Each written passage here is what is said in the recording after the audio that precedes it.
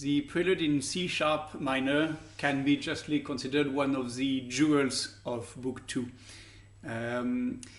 It is a trio sonata in, well, a three-part trio sonata, written of course for a single keyboard, but where the three parts are absolutely of equal importance, and we are going to see some trio sonata, and in fact we have seen some in Book 1, where you have what could be described as a cello line on the bass, and then two voices which do some counterpoint together. That was the case of the magnificent B minor in Book 2.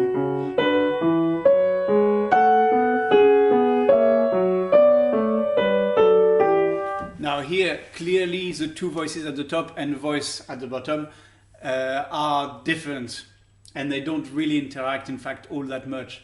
Where here, really, all are absolutely equally important.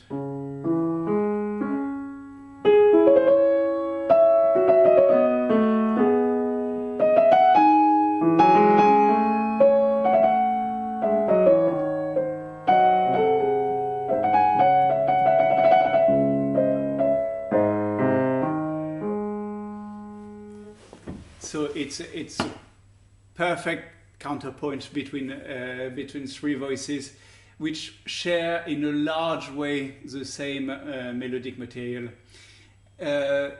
Very interesting and quite fascinating, in fact, when you play it, and particularly when you have the job of playing on an instrument where you can do dynamic shading, as in the piano, is that you very often come to points where the three voices do not agree as to where we are in the phrase, because they are all following separate paths. So one which will reach the apex when one will be sort of trailing somewhere behind, and the third one will be do something completely different. So you really have to take extreme care about how you shade the whole thing. I will show you a little bit how this works, perhaps somewhere in for her.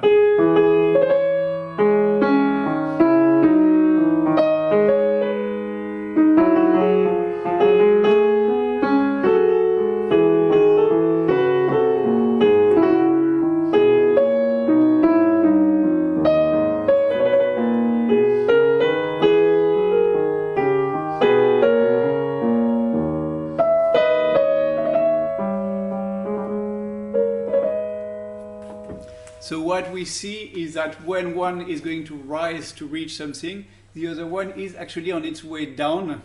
So you get some very interesting crosses of expressive intention. Now the fugue, and that's something that when you play Book 2, or at least when you play the two books, you can't help making reference to the corresponding one in each book. And sometimes it works on the favor of one, sometimes it works on favor of another. It is customary to say that Book 2 is much more advanced and much better. It's almost become a cliche to say it. And to a certain extent it's true. It is a more accomplished piece of work altogether. However, now and then I do have a certain regret, and I feel that however clever and sophisticated a piece might be, somehow I prefer the Book 1, and perhaps I should be ashamed of saying it, but I am. And the fugue of Book 2 never completely captured me. It is, the subject runs like this.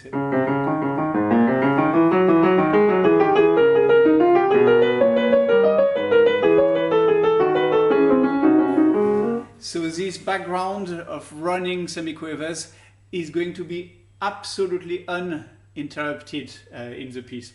It is thought that it is a particularly lively and fast kind of jig. It is, and it's very good as it goes.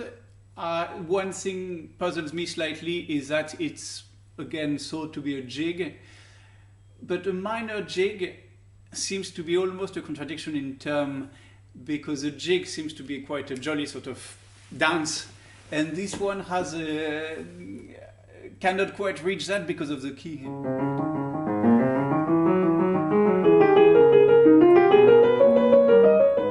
So it seems to be a sad jig, and I can't quite get the idea of a sad jig. But also, it's just that I regret this absolutely wonderful fugue from Book 1.